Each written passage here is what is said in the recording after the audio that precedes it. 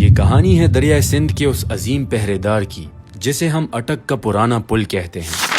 یہ صرف لوہے کا ایک ڈھانچہ نہیں بلکہ برطانوی انجینئرنگ اور بڑے صغیر کی تاریخ کا ایک ایسا شاہکار ہے جس نے کابل اور دلی کے درمیان فاصلوں کو سمیٹ دیا۔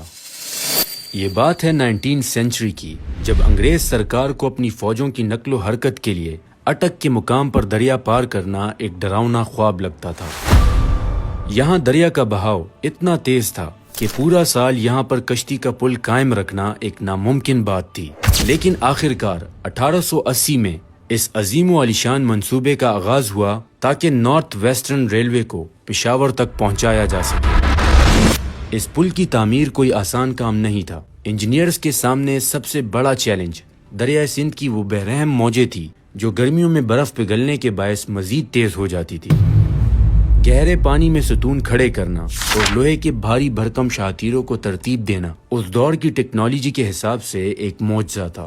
کہا جاتا ہے کہ اس پل کی تعمیر کے دوران سینکڑوں مزدوروں کی جانیں قربان کر دی گئی۔ اس پل کی تعمیر میں ایک اور بڑا مسئلہ بھی تھا اور وہ تھا دریا کے بیچوں بیچ پل کی بنیاد رکھنا۔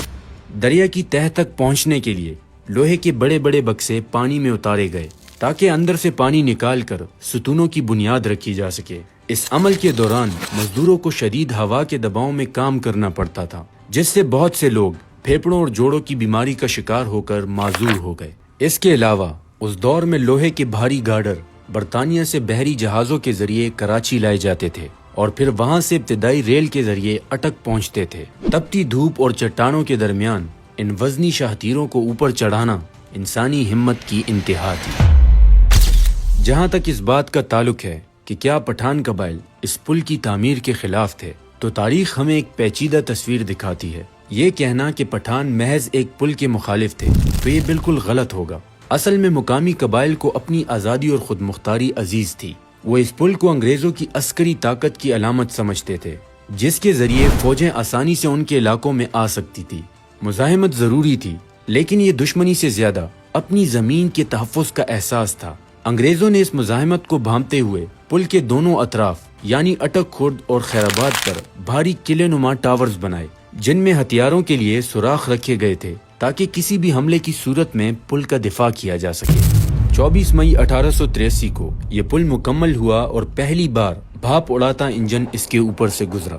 اس پل کی خاص بات یہ تھی کہ یہ 2 منزلہ تھا۔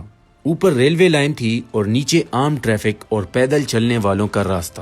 وقت گزرتا گیا اور تقریباً 40 سال بعد محسوس ہوا کہ یہ پل اب بھاری انجنوں کا بوجھ نہیں اٹھا سکتا۔ چنانچہ 1925 سے 1929 کے دوران اس کی دوبارہ تعمیر کی گئی، جس میں اس کے اوپر کا ڈھانچہ مکمل طور پر بدل دیا گیا۔ آج ہم جو پل دیکھتے ہیں یہ وہی 1929 والا ورژن ہے جو اب بھی اپنی جگہ مضبوطی سے کھڑا ہے۔ یہ پرانا پل آج بھی خیر آباد اور اٹک خرد کے درمیان محبت اور تاریخ کا ایک ایسا رشتہ ہے جسے وقت کی لہریں کبھی نہیں مٹا سکتی۔